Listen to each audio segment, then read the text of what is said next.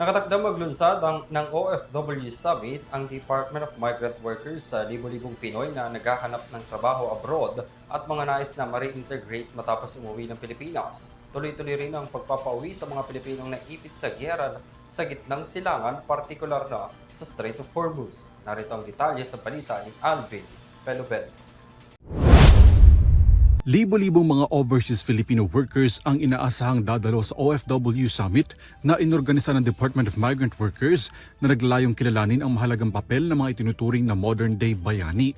Tampok ang iba't ibang oportunidad at mga aktibidad para sa mga OFWs, kabilang na rito ang job fair para sa mga Pilipino naghahanap ng trabaho sa ibang bansa, National Reintegration Program para sa mga OFW na panandalian at permanenteng umuwi sa bansa, mga seminars, workshops at marami pang iba.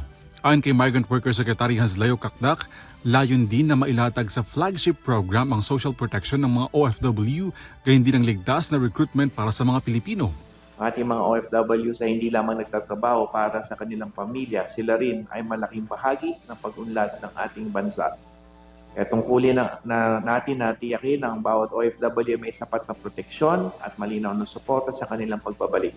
Ito po yung kauna-unahang pagkakataon simula ng matayo ang ating departamento na magkakaroon po ng ganito kalaking selebrasyon ang Migrant Workers Day, which is declared as a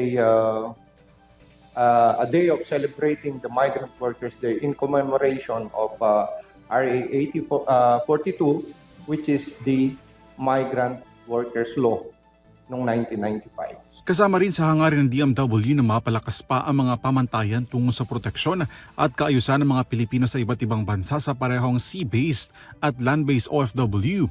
Kabilang dito ang pagtitiyak na maisabatas sa mga nakapending na panukala na makatutulong para sa mga OFW. Expansion or the access of services for overseas Filipino workers.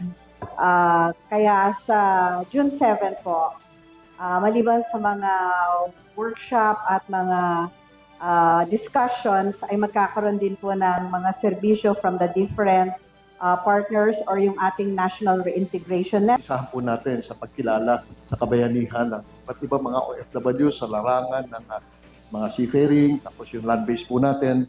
Kaya sa linggo, ang pinaka-importante dito, imbitahan po natin yung mga kasamahan natin sa lehislatura na silang nagbubog ng ating pinalangkas na kasanayan. No? Tapos yung seafaring din.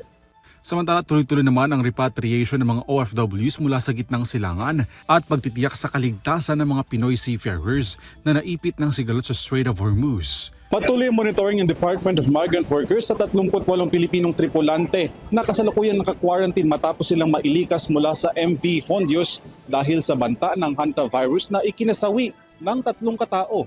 Ayon sa DMW, nakatakdang matapos ang kanilang quarantine period sa June 19. Subaybayan natin yung quarantine nila. They will be released on June 18. But in the meantime, they're undergoing quarantine. 2 groups, no? 21 plus 17. The 21 hotel workers, the cruise ship, are in Amsterdam. And the 17 deck and engine plus 3 hotel workers are in Rotterdam.